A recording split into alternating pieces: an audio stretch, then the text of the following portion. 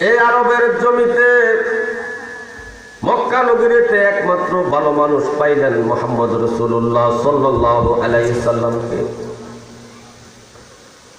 উকবা তন্ন তন্ন করে বিশ্রালেন যে এর বাহিরে আর ভালো মানুষ আছে কিনা। সে চিন্তা করে দেখলো, গবেষণা করে দেখলো মুহাম্মদ রাসূলুল্লাহ সাল্লাল্লাহু আলাইহি সাল্লামের সে ভালো মানুষ আর মক্কা নগরীতে নাই।